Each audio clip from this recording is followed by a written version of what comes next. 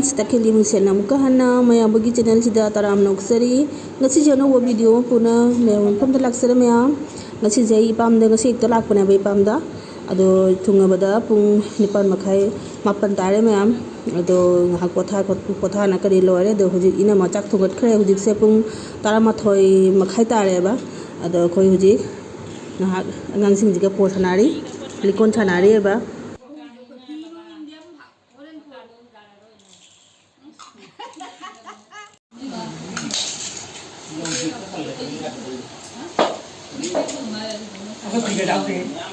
chắc cho mang cái phone này chứ nó mày am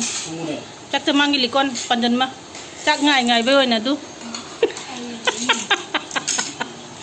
ai vậy nó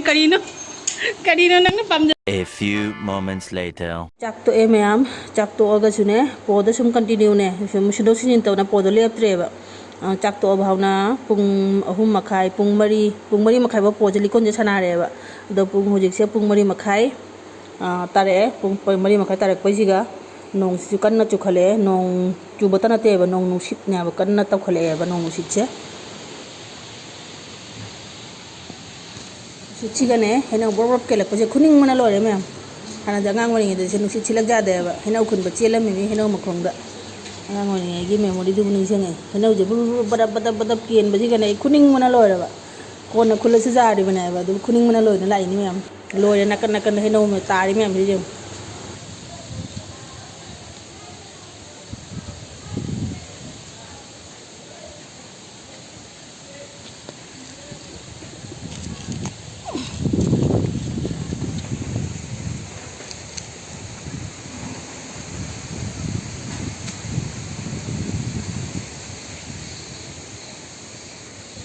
check khara dagi ne kapra loy de sit kale me am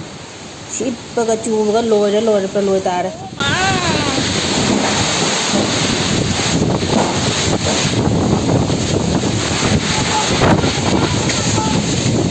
oh ma hena ma sama hena ute ma hena ma sama te hena ma sama te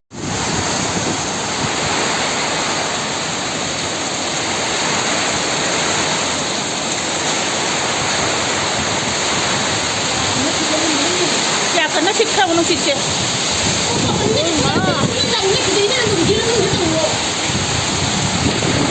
nghe nó xịt này cũng chưa leo video làm gì mà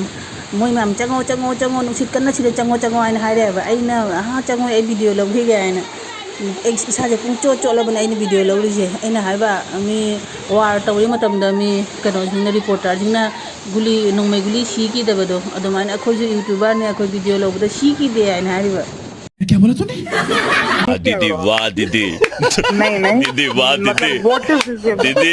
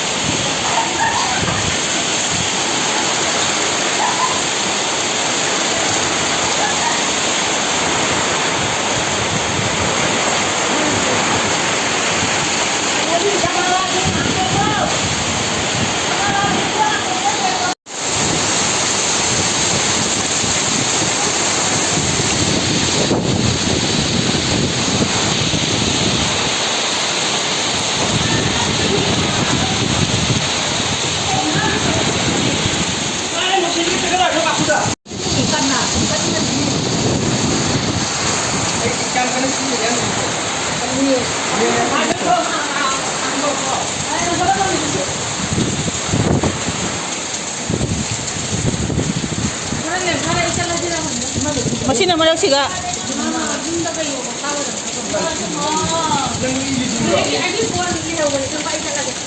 Hãy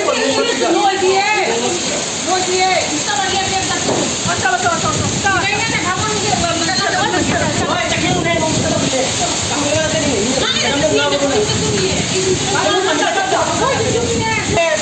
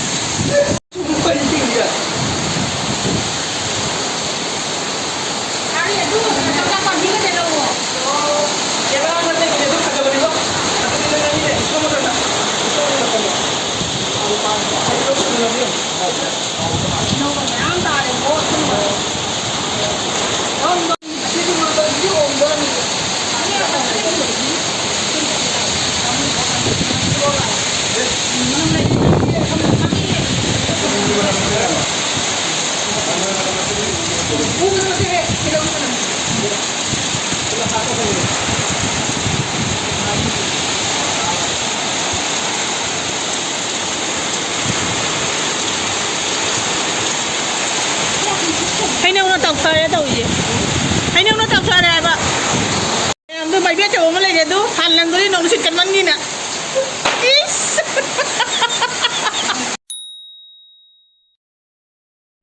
चलो भाई देखो अब मैं क्या करता हूँ।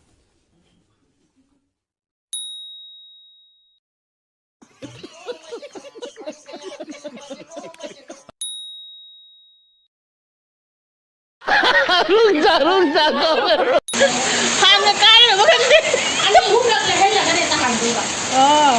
Hành nhưng mà chết cái rồi bác chị bộ. Cái rồi đấy. Hành cái lần cái khăng này nông xịt chết hành đấy bác anh đấy. Chết cắn mà nó cứ cắn mà nè.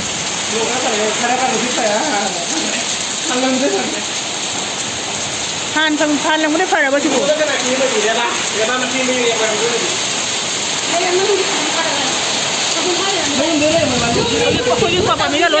Sitti lep khre shandawari wari swajiga ado nongdi ne shum churi aba khra churi ado ko yine mandoi hinau ne khra chaw ma sa ma ne tek thana ne jenam mathak siga gannan na mahadev ki sang mathak siga ne tarak na ne du ma sa ma leire ta na tek na jenam na loi na nan na loi hinau na ne hinau ju ne pande na si ma sa siga hinau kilo 15 rom dio ram mani pali je lumtha na hinau ma sa du ga ne lumtha na leiba du ga Sitka पाना की ना पूरा टेक्थरे अतई उजु ma'am ते लेकाई सिगने वा झार उगदे क्वा पाम्बी उवा ma'am तेब दुना मैजु चचटख्रे मैम मैजु नुमि हुमनि मरि नि दि लाकदौ मानदे ना हाइनरे आइदि मथा सारे बताउदि कमाय तौदेन खंदे निजें अखोय पुकिपान अदु सजना पाम्बी सो चौ मते मा सजना पाम्बी जुते ने क्या हो जना जों ma'am chupchawa chatna pamji te hi jorba chatna pamji te chau bose de asom da ne ko pammi ma chute khare ba masi nu si che kan nge sa te na te ji mangi du na po ma ge ji ga te si jeng lai dai ga ji king khai na loi ki lai dai ga pambi ji ge ne henau ne si song asang ma ta si jam na haw we henau ne ba nó khoai đi hao vậy nâu này mang để nâu này vậy, cái chân bị tháo rồi nó lôi rồi nè, xong rồi mặc cái môn của cha đó mình nè, lôi rồi nâu na hoài trái lấy đồ ngay, nông sushi nè, mà cái phần nông salad ác xa rồi, chúng cứ đinh như này bộ hoa tết nó làm bên làm hàng đối block quay này hai giờ nông thì măng nhà và tây chủ thì tôi đeo vào tàu gì, cũng mắm gì chứ.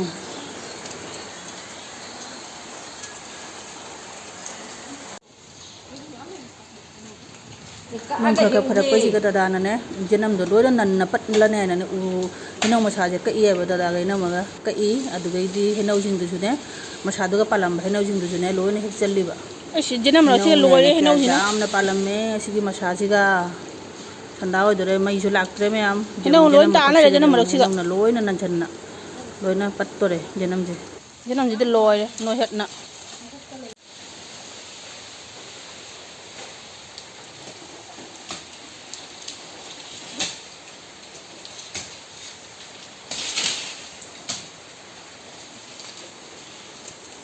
nông masa pa ma tiklak podo di masa do palam ma hinau ni jom ke amna palam ma jom bek sima pik thalle de makha da june makok jaw na khat me na mana makok se lo na chune ja la tham na ba na si na hawre na ai si na ke jaw na palam ma jom kilo ta nga kun di oram mani ba nong pamu ba na ꯁꯤ ꯃꯨꯜꯂꯗꯤꯅꯦ ꯈꯨꯍꯥꯎ ꯑꯃ ꯑꯣꯏꯅ ꯇꯧꯔꯦꯅ ꯍꯥꯏꯕ ꯃꯨꯟꯕꯨꯗꯤ ꯃꯨꯜꯂꯦꯕ ꯌꯦꯡꯉꯣ ꯁꯤꯅ ꯀꯦꯜꯂꯛꯄꯅꯤ ꯑꯃꯨꯟꯕ ꯀꯦꯜꯂꯛꯄꯁꯤꯡꯗꯣ ꯑꯗꯨꯅꯤ ꯌꯦꯡꯉꯣ ꯂꯣꯏꯔꯦ ꯍꯩꯅꯧꯅ ꯑꯩꯁꯨ ꯂꯥꯛꯇ꯭ꯔꯦ ꯉꯁꯤꯗꯤ ꯂꯥꯛꯑꯔꯣꯏ ꯑꯗꯣ ꯃꯌꯥꯝ ꯑꯩꯒꯤ ꯚꯤꯗꯤꯑꯣꯁꯦ ꯉꯁꯤꯗꯤ ꯃꯇꯥꯡꯁꯤꯗ ꯂꯣꯏꯁꯤꯟꯖꯔꯒꯦ ꯑꯩꯒꯤ ꯚꯤꯗꯤꯑꯣꯁꯦ ꯅꯨꯡꯉꯥꯏꯕꯤꯔꯗꯤ ꯂꯥꯏꯛ ꯁꯤꯌꯥꯔ ꯀꯃꯦꯟꯠꯁ ꯇꯧꯕꯤꯔꯝꯃꯣ ꯐꯖꯕ ꯑꯅꯧꯕ ꯑꯣꯏꯕꯤꯕ ꯇꯥꯔꯗꯤ ꯆꯦꯅꯦꯜꯁꯤꯗ ꯁꯕꯁꯀ꯭ꯔꯥꯏꯕ ꯇꯧꯕꯤꯔꯝꯃꯣ ꯃꯌꯥꯝ ꯃꯊꯪꯒꯤ ꯚꯤꯗꯤꯑꯣꯗ ꯑꯃꯨꯛꯀ ꯎꯅꯔꯁꯤ